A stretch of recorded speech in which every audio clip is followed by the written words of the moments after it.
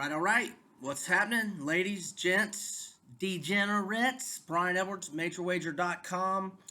It is 4:12 p.m. Eastern on June 4th of 2021, and we're going to get you updated on the NBA playoffs, which have just one first round series still going. We've got game 6 tonight in Dallas as the Mavs are going to try to land the kill shot on the Clippers as 3-point home underdogs, a total of 216 and a half. I am on the sidelines for this game. This series has been a little wacky, and I don't think I've had a play on any of the games in this series, and I'm not going to have one tonight. However, I do like two games as we move forward with the game ones starting tomorrow, 6:40 p.m. Eastern, Milwaukee at Brooklyn. You can still get Milwaukee at 4.5 at some spots. Other books are at 4. I got Milwaukee. Um, oh wait, no, I apologize. That's the Denver line I was thinking about.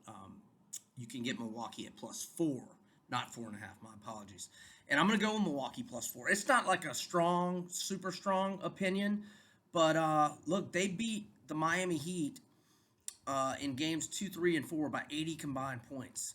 Um, and that was a Miami team that brought back basically everybody except for Jay Crowder from a team that went to the NBA Finals and forced the Lakers to 6 games in the finals. Won 2 of those games. Now I know Jimmy Butler wasn't really 100% healthy down the stretch, but for Milwaukee to beat them down the way they did was very impressive. And look, they went out and added some toughness to this roster. I commend them for not standing pat. I mean, they got their ass beat by Miami in 5 games last year. It was embarrassing. And they went and they added some toughness. They got Bobby Portis. Um, they mainly got Drew Holiday, but PJ Tucker is also a defensive stalwart who can put some body and some muscle on Kyrie and James Harden, and certainly a veteran that's not going to back down from those guys, and bring it to those guys. As a matter of fact, PJ Tucker doesn't take a backseat to anybody from a physical standpoint. Now he's obviously an inferior player to those guys, but from a skills perspective, but he will put some body and muscle on them and compete his ass off, and even defending Durant.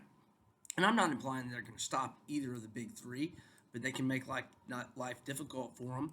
And Middleton and Giannis have the size, the length, the athleticism to make Kevin Durant really work to get his.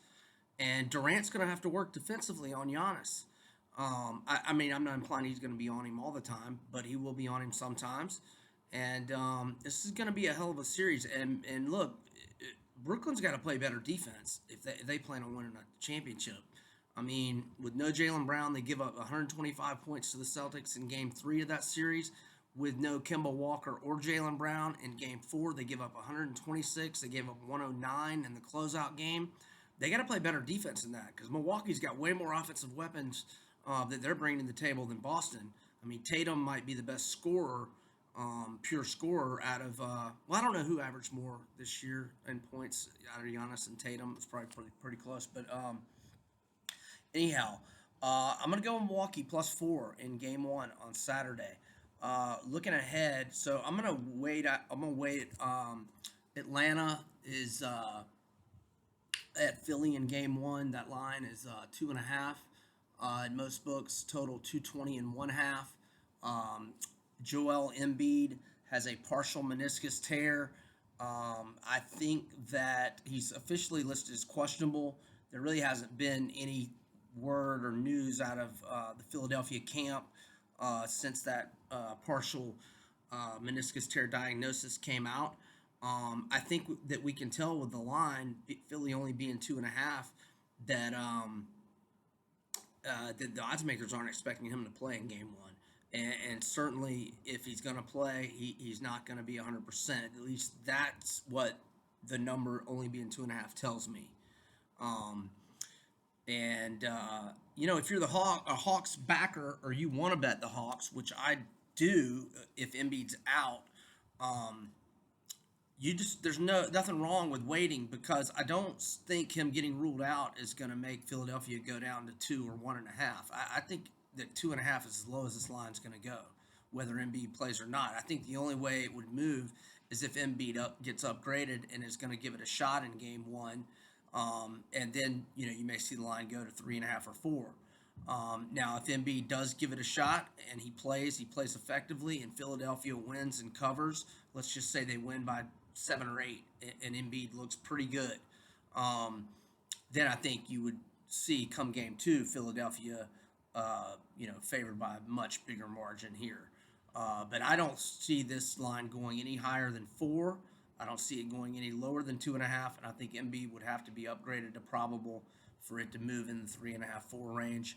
And I don't think it'll go higher for this game one. Now, if he were to show that he's okay, and he warmed up for the Washington game 5, and he looked like he was moving pretty good, considering the partial meniscus tear. Anyhow, that's a big break for the Hawks, and it's tough for Philly.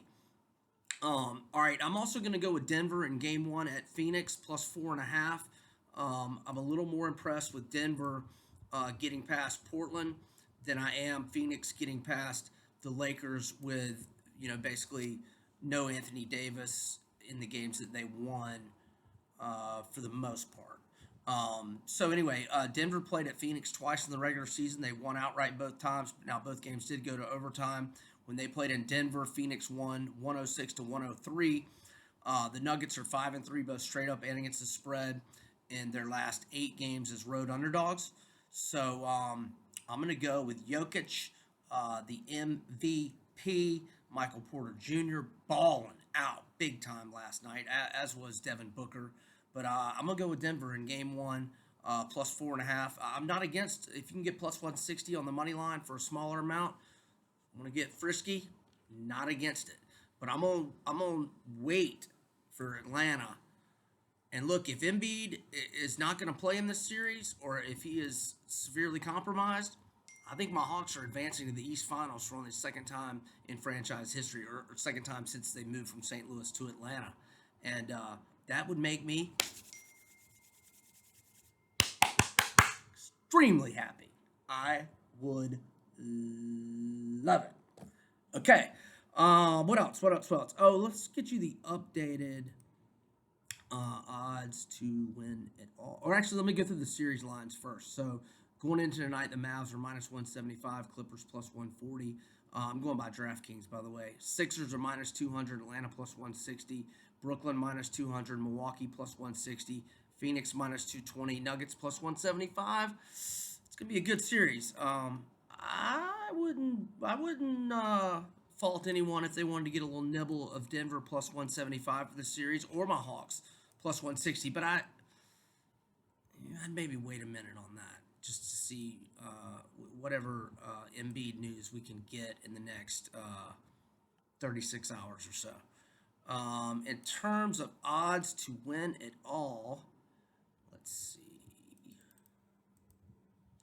Okay, this is from DraftKings. Brooklyn plus 170, Utah plus 320, Milwaukee plus 550, Phoenix plus 600, the Sixers 10-1, Clippers 11-1, Denver 18-1, Atlanta 33-1, Mavs 33-1.